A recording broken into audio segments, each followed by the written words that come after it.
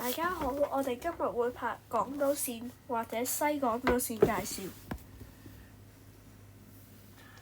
一、早期規劃與興建背景1960年至到1980年。草案提出1967至到1970年，早在香港集體運輸研究1967年及香港集體運輸研究進一步研究。1970報導中，政府已提興建港島線的構想，當時規劃連接堅尼地城至柴灣。正式拍板。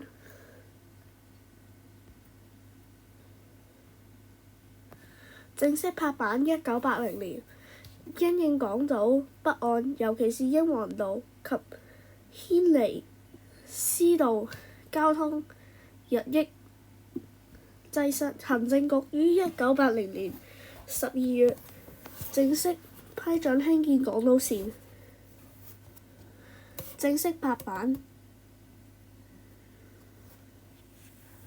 分期通車。第一階段1985年5月31日，金鐘至柴灣段率先通車，設有12個中站。第二階段1986年5月23日延伸至中環及上環站。注：當時因西區人口成長不及預期及工程技術困難，西港島線上環至堅尼地城被暫時擱置。首階段通車。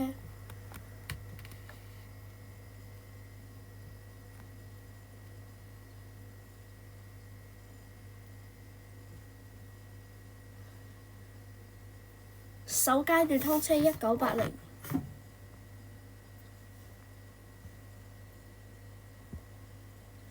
首階段通車1985年，金鐘至柴灣段通車，包括太古、銅鑼灣、灣仔核心車站等，延伸至上環1986年，中環站及上環站啟用，港島線成為連接九龍與港島心臟地帶嘅主力。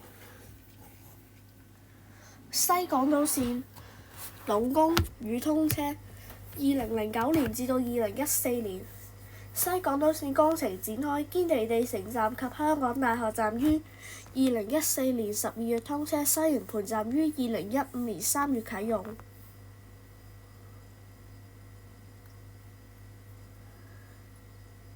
市區線 Q Train 陸續投入服務2024年，港島線開始引進中國青島四方制列車 Q Train， 逐步替換服役近40年的英製 M Train。 2. 工程特色與歷史細節。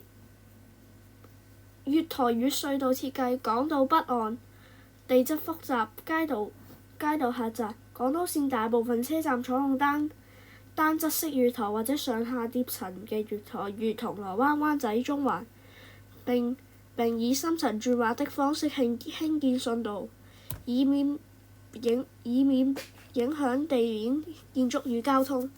舊上環站林士街月台船岸。上環站興建時會預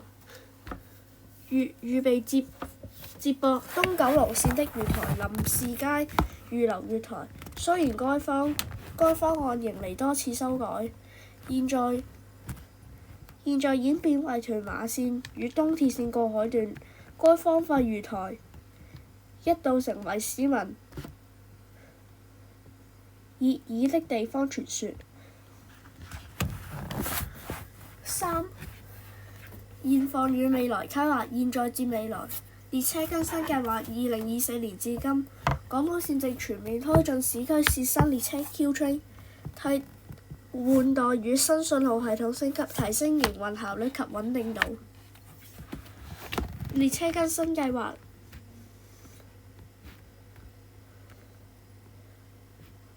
北港島線規劃檢討遠期規劃，原定劃分東涌線延伸段及將軍澳線延伸段的北港島線，填補中環至北角第二條北岸鐵路。現在正配合港島北整體交通需要重新審視及技術評估。南港島線西段接駁規劃中，預計2034年前規劃中的南港島線西段將以港島線的香港大學站作為轉乘的終點站，銜接數碼港、華富村至黃竹坑。現今營運狀況，港島線全長16.3公里，共有15個車站，每天承載10萬位乘客，往返港島東西，是香港密度最高、最繁忙的集體運輸幹線之一。完。